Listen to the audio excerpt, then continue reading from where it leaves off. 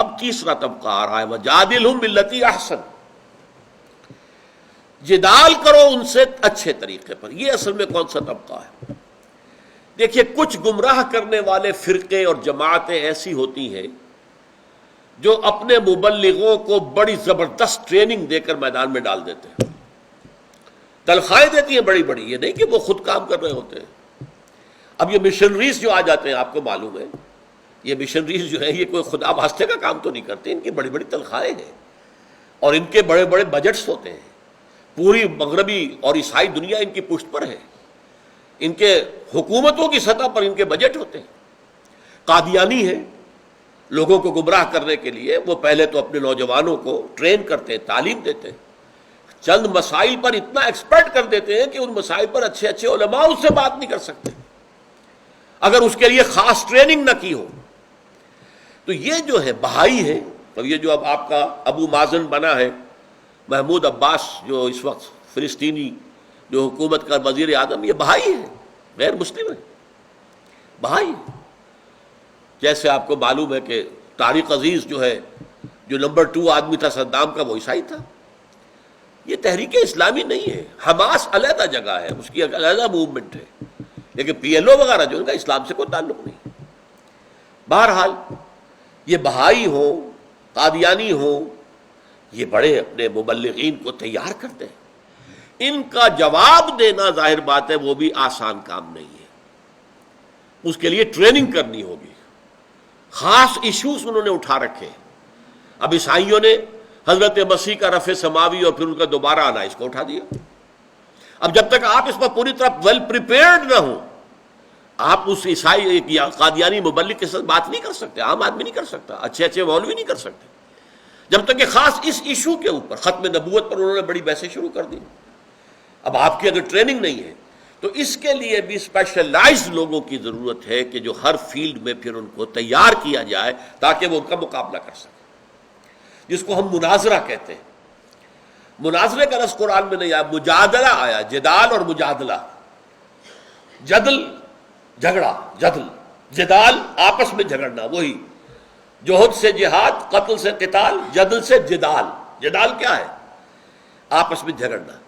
ایک وہ دلیل دے رہے ہیں، آپ اس کا توڑ کرتے ہیں، آپ دلیل دیتے ہیں، وہ اس کا توڑ کرتے ہیں. یہ مناظرے ہوتے رہے، بڑے بڑے مناظرے ہوتے رہے.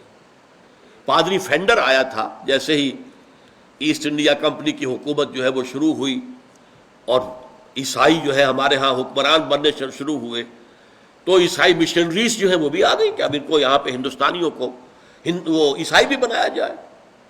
سب سے پہلا پریس جو ہے کلکتے میں قائم ہوا، جہاں سے کہ انجیل کے ترجمے کر کر کے مختلف ہندوستانی زبانوں کے اندر عام کیے گئے پورے ہندوستان کے اندر. ایک پادری فینڈر آ گیا، اس پادری فینڈر نے مسلمان علماء سے مناظرے کی اور شکستوں پر شکستیں دیتا ہوا وہ دلی تک پہنچ گیا.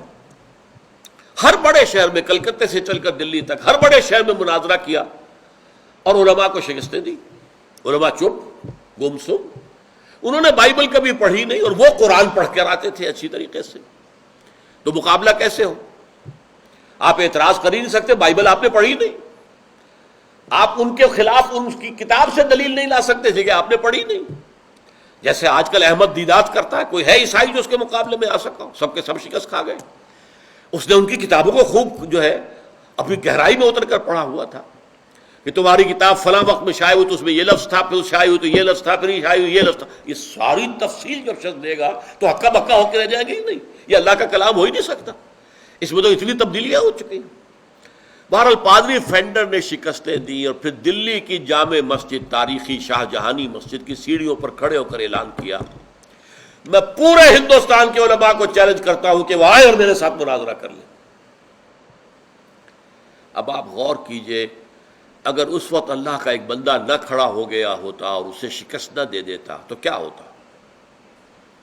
مسلمان شکست خوردہ ہو جاتے ذہنیت کے اعتبار سے کہ ہمارے مولوی تو پٹ گئے، ہمارے علماء شکست کھا گئے، اس کا مطلب ہے کمزور ہے ہمارا دین.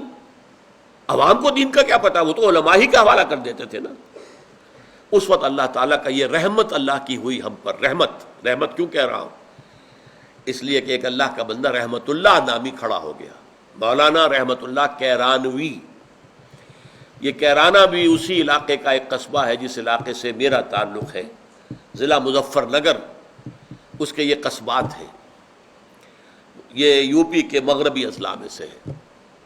میرے پردادا وہاں سے منتقل ہو کر مشرقی پنجاب آئے تھے، وہ ایک لمبی داستان ہے کیوں آئے تھے۔ تو کیرانہ سے یہ اٹھے ہیں رحمت اللہ کیرانوی رحمت اللہ علیہ، انہوں نے اس کے ساتھ مناظرہ کیا، اسے شکست دی، اور پھر وہ یہاں سے بھاگ کر چلا گیا اور اس نے جا کر ڈیرا لگا لیا استنبول میں، قسطنطنیہ میں، وہاں جا کر مسلمان علماء کا ناطقہ بند کر دیا۔ اور اس وقت تک ابھی ترکوں کی خلافت قائم تھی، تو دارالخلافہ سے پھر یہ ریکویسٹ آئی ہے کہ اس رحمت اللہ مولوی کو یہاں بھی بھیجو بھائی، اس نے ہمارا ناطقہ بند کر دیا۔ اس لیے کہ مولانا رحمت اللہ پھر جا کر مکے ہی میں مقیم ہو گئے تھے، وہیں پر ان کی قبر بھی ہے، وہیں ان کا قائم کردہ ایک مدرسہ بھی ہے، اور وہ اس مدرسے ہی میں وہ مدفون ہے، ان کی قبر ہے۔ تو وہاں سے انہیں اطلاع دی گئی کہ اس نے پادری فینڈر نے ہمارا ناطقہ بند کر دیا ہے، آپ آئیے۔ اب جب وہ چلنے لگے، اسے اطلاع مل گئی فینڈر کو، وہاں سے ہی بھاگ گیا۔ اگر یہ کام نہ ہوتا تو آپ اندازہ کیجئے کہ نتیجے کیا نکلتے۔ تو یہ بھی کرنے کا کام ہے۔ آج ہمارے ہاں مجلس تحفظ ختم نبوت، اس کے تحت ٹریننگ دی جاتی ہے، اپنے کارکنوں کو وہ ٹرین کرتے ہیں، ان مسائل پر گفتگو کرنے کی صلاحیت ہو، مجادلہ کر سکیں، قادیانیوں کے ساتھ جھگڑ سکیں، ان کی بات کی دلیل سے توڑ کر سکیں۔ تو یہ جدال ہے، لیکن اس جدال میں بھی جو بات ہمیں کہی گئی ہے وہ کیا ہے؟ باللتی احسن۔ آپ کا فریق مخالف جو ہے گھٹیا باتوں پر بھی اتر آئے، گالیوں پر اتر آئے، کچھ اور کرے، آپ نے اس کے اندر شرافت اور متانت کا دامن ہاتھ سے نہیں چھوڑنا۔ جادلہم باللتی احسن، بہترین طریقے پر جدال کیجئے، شرافت سے، متانت سے، دلیل سے، شائستگی کے ساتھ۔ یہ نہیں ہے کہ ان کی سطح پر اتر جائے۔ یہ ہے، اب ظاہر بات ہے یہ سارے کام جو میں نے 3 سطحیں آپ کو گنوائی ہیں، محنت سے ہوگا نا کام، گھر بیٹھے تو نہیں ہوگا، ٹریننگ حاصل کرنی ہوگی۔ یہ جہاد فی سبیل اللہ ہے، جان اور مال کا کھپانا، جان اور مال تو کھپ رہی ہے نا، تبھی یہ کام ہوں گے۔